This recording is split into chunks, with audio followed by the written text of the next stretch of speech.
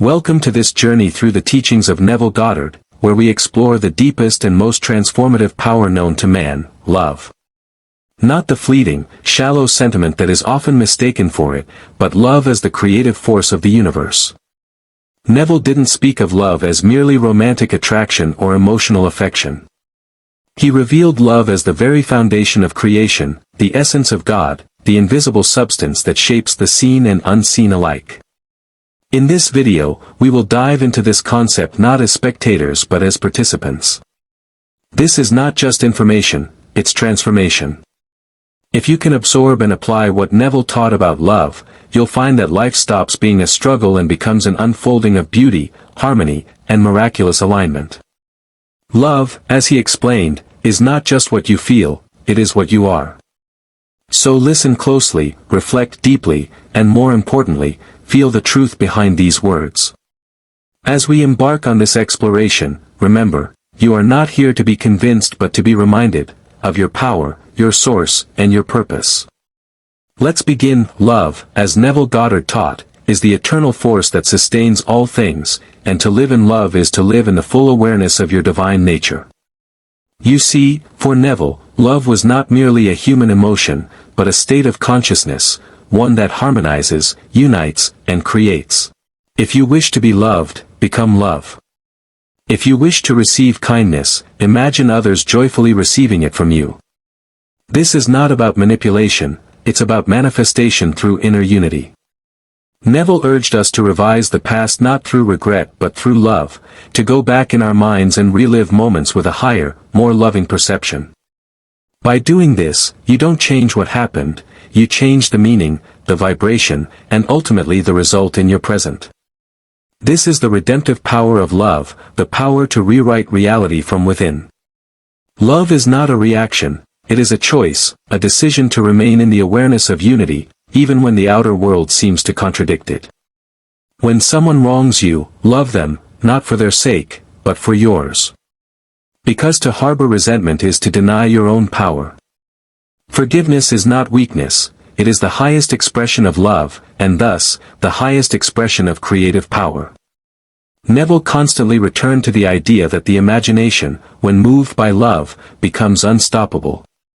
It was love that raised Lazarus. It is love that heals the sick.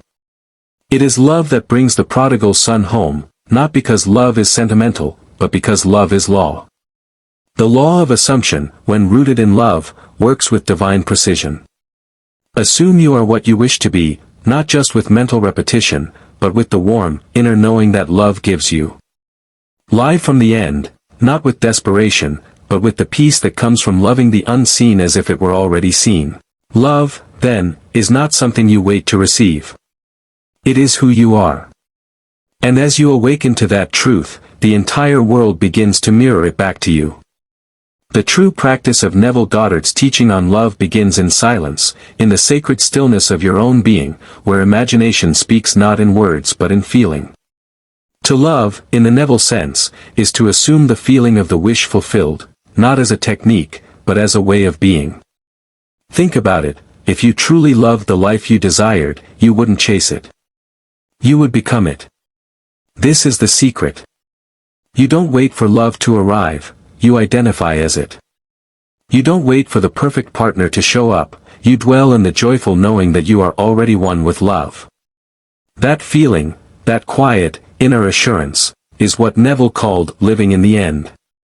To live in the end is not to pretend, it is to feel the truth of what you desire so fully that it becomes your new present. Love is the bridge between imagination and reality. Every thought you think with love is a seed sown into the fertile soil of consciousness, and every seed must bear fruit according to its kind. If you imagine lack, rooted in fear, you will see scarcity in your world. There is a sacred moment in every person's life when they stop searching for love in the external world and realize that love was never meant to be found, it was meant to be recognized. This recognition is the very heart of Neville Goddard's teaching. It's not about manifesting someone to love you or manipulating outcomes so people act the way you want. It's about awakening to the truth that you are love expressing itself through form. And when you dwell in this awareness, your entire world begins to soften, to align, to reflect back the love you have always carried within. Think of it this way: when you walk through life believing you are separate, unloved, or incomplete, you project those beliefs outward. You read rejection into silence. You interpret delays as abandonment. You attach fear to neutral circumstances. But the moment you shift into love, not just as a feeling, but as a state, you begin to see everything differently. That person who ignored your message. Maybe they were hurting. That door that closed. Maybe it was redirection. That painful memory. Maybe it taught you to love more deeply, not less. Neville taught that love revises the meaning we assign to life, and in doing so, it reshapes life itself. The outer world is never fixed. It is fluid, responsive, ever-changing based on the assumptions we carry. An assumption is not wishful thinking, it is belief clothed in feeling. So if you walk as someone who is deeply loved, cherished, and whole, then life will start to mirror that feeling, often in ways that surprise and delight you. You may receive unexpected messages of appreciation. You may find strangers treating you with kindness. You may see old wounds dissolve without confrontation. Why? Because you stopped demanding love and started being it. And being love is the most powerful thing you can do. It means no longer reacting from wounds, but responding from wisdom. It means replacing inner arguments with inner peace. This isn't just spiritual theory, it's law. The law of assumption works perfectly, but love determines its quality. When you imagine from fear, you may still create, but the creation will carry the energy of anxiety. When you imagine from love, your creation carries peace. And peace brings permanence. Neville told stories of people who imagined lovingly for others and saw instant changes: estranged siblings calling out of nowhere, troubled marriages restored, stubborn bosses softening their stance, all because someone dared to love in imagination first. And this is perhaps the greatest gift you can give to another, to see them through the eyes of love, even when they can't see it themselves. This is not about superiority. It's about spiritual service.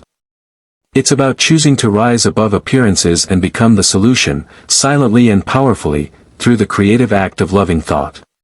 Now, as we near the close of this message, let us return to the heart of everything, your own heart. Because love, as Neville Goddard revealed through decades of teaching, is not only the highest state of consciousness but the most practical. It is not reserved for saints or mystics, it is yours, now. The invitation is not to wait for some perfect moment or perfect partner to begin living in love, it is to choose love now, within, and to let that love flow into every aspect of your life. And here's where the real shift happens. When you begin to live as love, not just feel it occasionally, not just wish for it, but really become it, you start to see everything and everyone through a new lens. Challenges become opportunities to affirm love. Delays become reminders to return to love. Every thought, every assumption, every inner conversation begins to matter, because you realize, this is how I shape my world.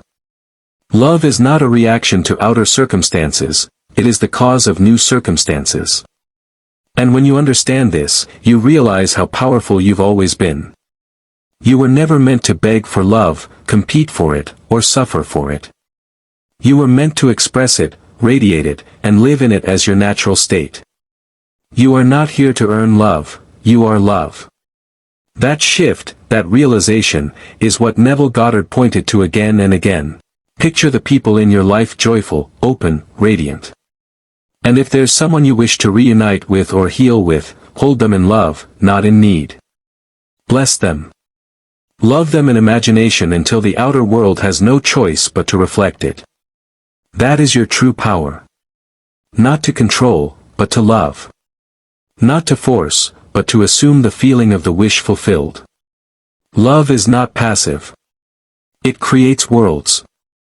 It restores broken hearts. It reorders lives.